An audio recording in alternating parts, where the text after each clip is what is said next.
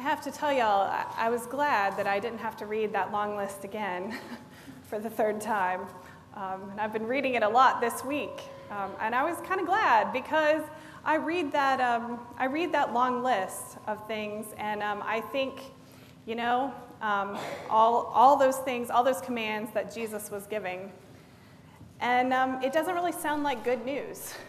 It's one of those gospels that I think it doesn't quite sound like things that we want to hear. And when it ends with the gospel of the Lord, which is supposed to mean the good news, I think, really? For whom?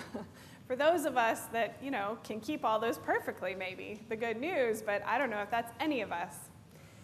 And when you read over it, it says all these things about not even insulting a brother or a sister, and the care that we need to have for each other, and all these other things, and that you can't make your hair black or white, which is not true, as we all know. But then my eye stops at the part about divorce. I don't know if yours does too, but when I'm describing the scripture, I kind of say, well, it's the one about divorce. And people kind of know what you're talking about. It's the one where if you've been divorced, you feel judged, and if you haven't, you feel judgy. I was one of those people who used to feel judgy. And then in October of 2006, my best friend called and said, I need you to come to Charleston. In October of 2005, and she had her little boy in July, and I had my little boy in October, so we had little baby boys, and I had a toddler as well, and so we hadn't seen each other as much over that year, and she called and said, I need you to come because I'm getting divorced. And I knew that this was happening. I knew this was coming. She said, I need you to come to Charleston and to be with me. And so I looked at my 3-year-old and I looked at my baby and I said, okay, of course I'll come. Because when your best friend says, I need you to come, that's what you do. And this is a best friend who's like family. And so I packed my kids up, and 2006 was kind of a rough year if you've ever had 2 kids under 3 for a little while. I don't remember much of it, but I remember packing my kids up and putting them in the car for that 6-hour drive that turned into about 10 due to excessive stops at McDonald's and things like that. And by the way, you can't get a double stroller inside the door of a McDonald's bathroom. It was a really rough trip for me. But we eventually got there to Charleston, and we secured a babysitter for those 3 children who were 3 and under. Not as easy as you think. And my best friend and I, we dressed up and we went to court. And we went downtown in downtown Charleston, and it's kind of an imposing courtroom. And we walked in and we went through the metal detectors, and we went up to the courtroom, and it was divorce court day. So there's all these horribly awkward-looking couples sort of milling around the top.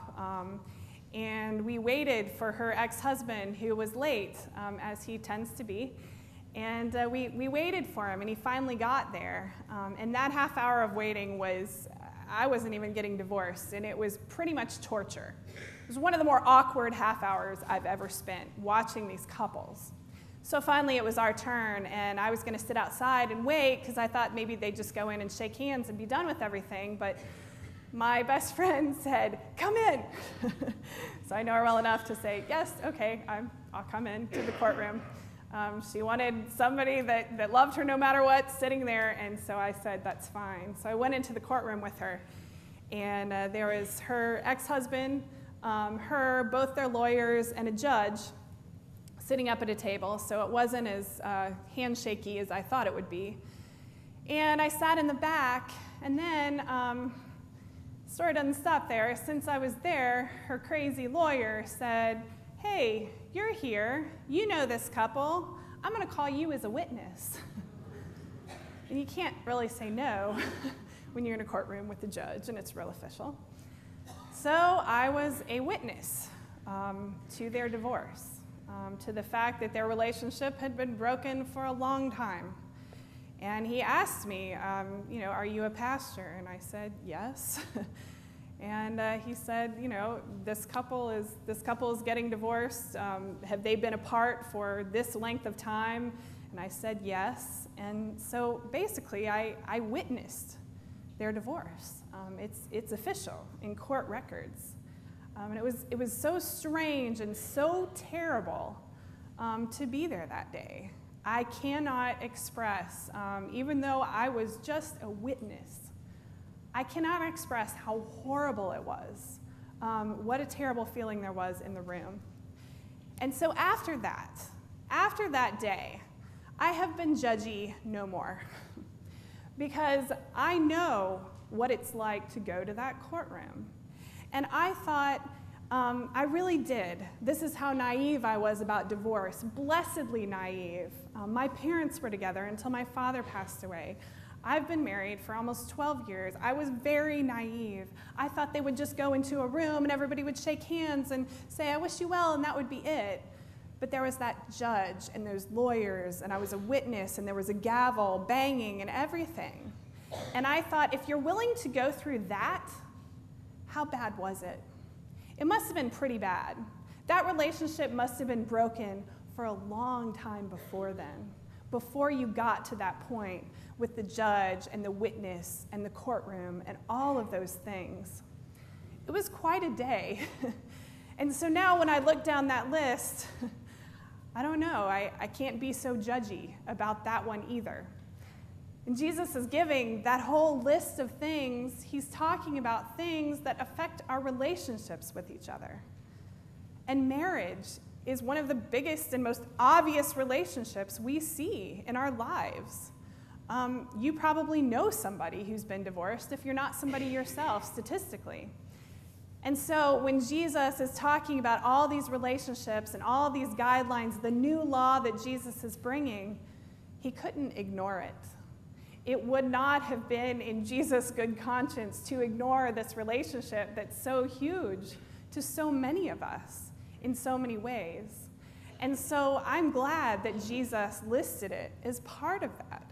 I'm glad that Jesus listed it because of the seriousness of this relationship. You stand up before a pastor and God and everybody, and I'm glad that Jesus took it seriously. And took it seriously enough so that now we have to go to a courtroom and a gavel and everything else. Because Jesus, it sounds really pretty harsh and terrible, but Jesus is giving us a new way. The old law from Deuteronomy is pretty unbelievable. I wanted to read it for you because I looked it up. It gets quoted sometimes, this verse from Deuteronomy that Jesus was saying, you have heard it said this, and now you hear this. In Deuteronomy it says, suppose a man enters into marriage with a woman, but she does not please him because he finds something objectionable about her. So he writes her a certificate of divorce, puts it in her hand, and sends her out of his house. Then she leaves his house. That's harsh. If I'm being real honest, my husband probably already today has found something objectionable about me. And if you're married or partnered or if you have a roommate, that person, I will guarantee you today or yesterday or tomorrow will find something objectionable about you. And I am so glad, especially because we're in the middle of a little remodeling, that my husband cannot find that objectionable thing and just write me that certificate and send me on my way. I'm glad that it's a commitment in front of God and everybody and all those things. And I'm glad that Jesus doesn't ignore it, as hard as it is to hear, because that's the way it used to be. And Jesus is bringing a new law that's about relationships and about healing that relationship and about a new way. There's a verse that gets quoted sometimes from the book of Malachi. God says, I hate divorce. And people usually use it out of context. And I have to say, after I went through that with my friend, I hate it too. It's not happy or pretty. It can get really, really ugly, even in the best of situations. I don't want God to say it's all going to be okay, that everything is okay and don't worry about commitment or anything like that. But I want God to say, I love you no matter what.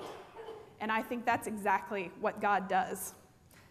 I don't want God to like it when the relationships break up. I want God to be a God of commitment. And I think that's what these things are saying.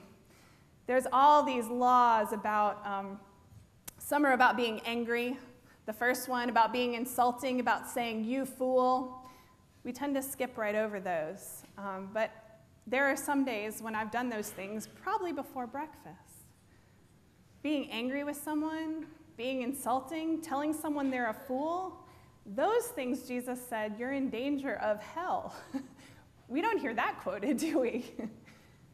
If you feel that way about somebody, Jesus says you're in danger of that relationship being broken.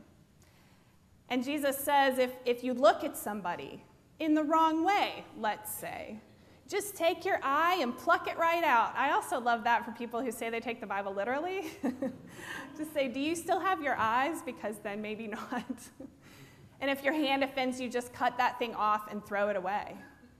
Because it's better to not have a hand than to offend God, than to break that relationship. Jesus is saying our relationships with God and each other, they're the most important thing we have. They're really the only thing we have. And so all these laws before in Deuteronomy, that's what they were about. And Jesus is saying again, they're about our relationships. They're about healing and wholeness and support for each other. They're not about every little piece of the law. They're not about these things, just write a certificate and send her on her way. We don't do that anymore because Jesus calls us to a law of love. And I think to find, when we look at that list and we think it just seems ridiculous, to see the point of it, we go to a strange place. We go back to Deuteronomy. We go back to where the point of this lesson, after God lays these laws all down, and it's this long list of laws, and I would tell you some of them from Deuteronomy 25, but there's some that I can't say in church. So look them up. They're interesting, to say the least. Deuteronomy 25 has a long list of things that somebody thought, you can do this in every situation, to obey the laws of purity. But at the end of all of it, at the end of all those things, in Deuteronomy, God says, you have two paths in front of you. You have a path that leads to life and a path that leads to death. That's how you make your choices in this life. What path leads to life and what path leads to death? God urges us, wants us to choose life in every situation, whatever that might be, and every time we try to get strict about it, it breaks a relationship more than it heals it. But these paths are still in front of us every day, every situation, a path of life and a path of death. And God says, choose life. Well, we know that some days we don't.